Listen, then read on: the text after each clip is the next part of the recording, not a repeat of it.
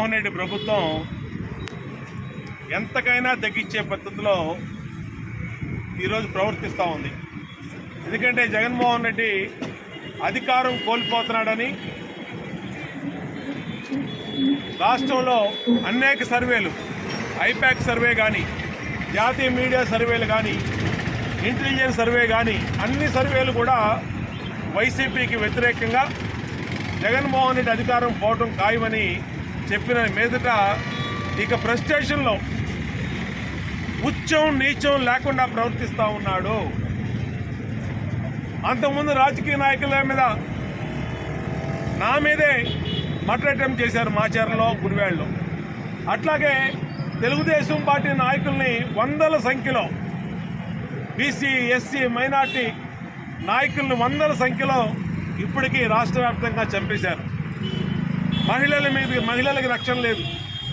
ఎక్కడ పడితే గంజాయి మత్తులో రాష్ట్రం ఊగుతూ ఉంది.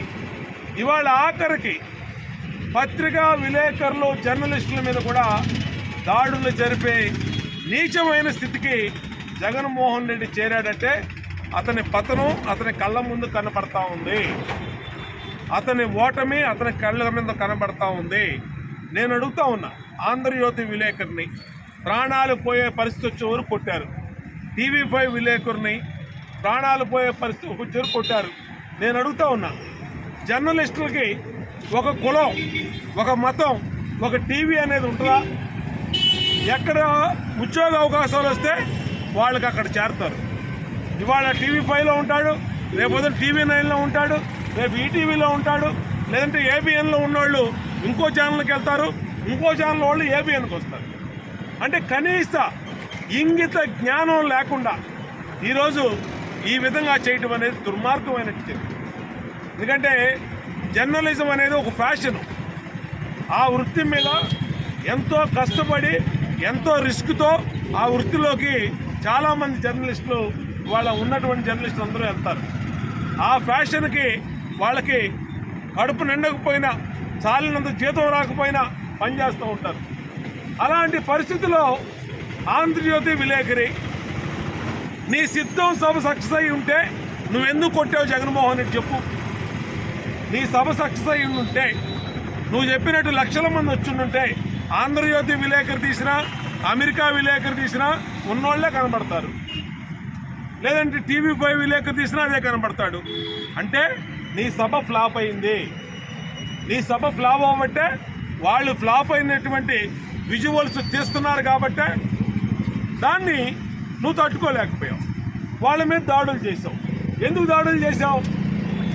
వాళ్ళ ప్రాణాలకి వాళ్ళ గ్యారంటీ లేకుండా పోయింది. అపోలో ఆసుపత్రిలో చావు బతుకుల మధ్య ట్రీట్మెంట్ తీసుకుంటారు. ఆ కుటుంబానికి ఆయనకి ఏమైనా అయితే ఆ కుటుంబానికి ఎవడు సమాధానం చెప్తాడు? నువ్వేమైనా ఆదుకోగలవా? మనిషిని తీసుకురాగలవా? ప్రాణాలు పోతే తీసుకొచ్చే పరిస్థితి ఉందా?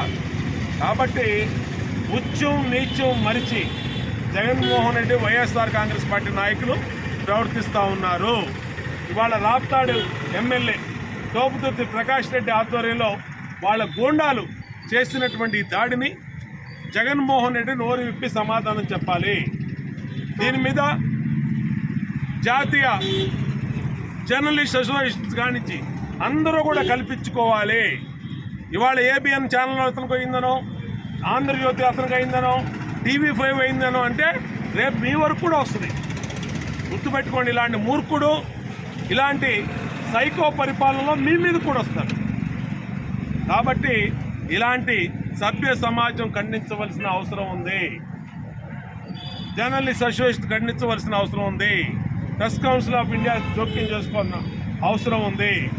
అందరూ కూడా జగన్మోహన్ రెడ్డి వార్తలను బహిష్కరించాలి, వైసీపీని బహిష్కరించాలి. ఆ కుటుంబాలకి న్యాయం జరిగేంత వరకు కనీసం ఇద్దరికి ఆయన జరిగిన గాయాలకి చెరొక ₹1 వాళ్ళకి కాంపన్సేషన్ ఇచ్చే వరకైనా సరే మీ జర్నలిస్ట్ సంఘాలు, మేము అందరం కూడా ఆ కుటుంబాలకు అండగా ఉండాలి. అందరూ అండగా ఉందాం. ఖచ్చితంగా జగన్మోహన్ రెడ్డి కళ్ళు తెరిపిద్దామని కూడా తెలియజేస్తా ఉన్నా. ఇలాంటి దౌర్జన్యాలకి తెలుగుదేశం పార్టీ ఊరుకునే ప్రసక్తే లేదు. ఎంతవరకైనా ఎదిరిస్తామని కూడా హెచ్చరిస్తాం. సార్, కొడాలి నాని వ్యాఖ్యానించారు, రిపోర్టర్ కాబట్టి కొట్టి వదిలేసాం, వేరే వాళ్ళు అయితే యాజమాన్యం అయితే కీలు తీసేసేవాళ్ళని చెప్పన్నారు. వీడికి రేపు కీళ్ళు తీయడానికి, వీడి బెండ్ తీయడానికి గుడివాడ ప్రజలు సిద్ధంగా ఉన్నారు. అడిగి గుడివాడ గూట్లేగా అడిగి, గుడివాడ గొట్టంగా అడిగి. కాబట్టి అదే జరగబోతూ ఉంది. ముందు అది చూసుకోమని చెప్పండి అండి. ఒక పత్రికా విలేకరిని చులకన చేసి మాట్లాడితే రేపు నీ బతుకేంటో, అధికారం ఉందని రెపరెపలాడుతున్నావు, మదం ఎక్కిన మాటలు మాట్లాడుతున్నావు. రేపొద్దున అధికారం పోయిన రోజున నీది గుడివాడలో వీధి కుక్క బతుకైపోతే కొడాలి నాని అని తెలియజేస్తావు. ఓకేమ్మా.